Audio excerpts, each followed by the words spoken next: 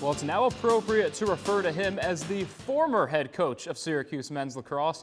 Good evening, I'm Matt Mlodzinski with your NCC Sports Today. All three potential big losses there again. We're not sure yet on Guerrier, but in comes Jimmy Boeheim, who joins Symir Torrance from Marquette and Cole Swider from Villanova. But I'm going to single out Boeheim because, Sam, how cool is this in him joining his father? It's been a debate for a while and likely still will be for quite some time, but now the hardworking and often profitable student athletes can do just that, from signing endorsement deals to hosting basketball camps. Syracuse Athletics has had some of the most unique and marketable players in NCAA history. Pearl Washington and Donovan McNabb could have profited off of whatever apparel Manny's might come up with. Two more Orange players stepping through the transfer portal. Woody Newton deciding to take his young game somewhere else. First, starting off in the West region, Gonzaga and Creighton. Gonzaga, the first overall seed in the tournament, have them moving forward. Creighton's going to be able to defend them a little bit, but the Zags are too much on offense. USC and Oregon, a Pac-12 matchup. No matter what, the Pac-12 will have one team in the Elite Eight. And on the women's side, it's a little bit more hectic. 10 players in all have decided to transfer. Last evening's Syracuse Mets game against the Buffalo Bisons was postponed because of rain, but that'll make for extra baseball tonight. First pitch of Game 1 just happened at 5 o'clock. 10 Quad 1 wins, and that's, again, tied for second right up there with Kansas and Baylor. And not only that, but those Quad 1 wins have gotten Seton Hall to 17th in the net rankings, which is really the main standard by what bracketologists go with and where the Pirates will be seated on Selection Sunday. As recent as the spring of 2019, Jason Savacool was the ace pitcher for the Baldwinsville Bees. Despite COVID-19 wiping out his high school senior season, he signed with the Maryland Terrapins. For Jim Boeheim, it's Cole Swider coming from Villanova. He's a sharpshooter from the outside as the Cuse looks to rejuice heading into next year. It's Groundhog Day for the New York Mets. For the 11th straight year and 14 more years to come hereafter, Bobby Bonilla will be paid his annual $1.19 million in one of the strangest deals in sports history. Official practice on August 23rd, making a 10-day period to adapt to game-ready football. Some teams will have even more adjustments for the upcoming season. West Genesee is making perhaps the most notable classification change of a handful of schools in Section 3 football. The Wildcats will move down from Class AA to Class A. And while the move won't affect any rivalries or divisional play, if West Genesee makes it to the Class A postseason, it'll be against schools more suited for their enrollment size. John Travolta taking in the action on hockey's biggest stage, his Lightning, with a chance to go up 2-0 at home versus Montreal. Scoreless in the first period, but the second wouldn't disappoint. Anthony Cirelli from way downtown to put Tampa on the board first. Cirelli, a former Crunch star, with his 5th goal of the postseason. And moments later on the power play, Nick Suzuki with a shooter's chance. And the puck escapes 3 Lightning defenders for the tie. Still not done in the second, and it's Blake Coleman laying out to beat the second period buzzer. And then in the bottom of the 6th, David Thompson does his best Jimmy Walker impression with some dynamite.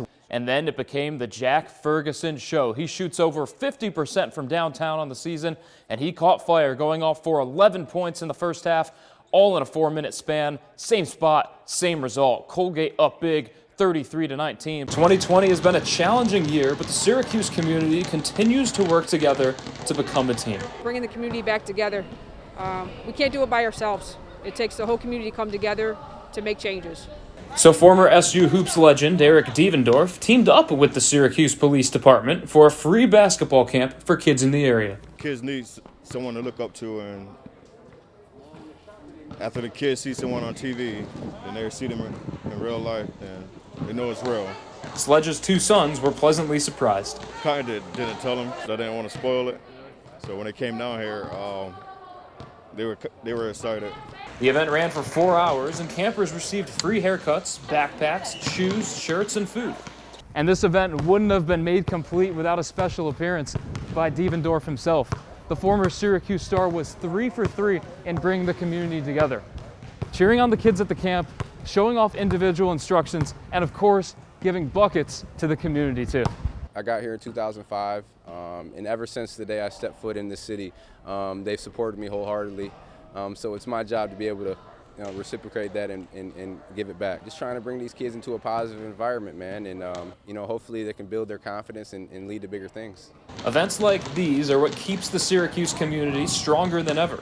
And Devendorf wrapped up the camp with a message to the youth. And everybody's situation is different, but that doesn't mean that you're going to fail. What it means is it might be a little bit tougher than somebody else. Together on 3 loud. 1, 2, 3, together!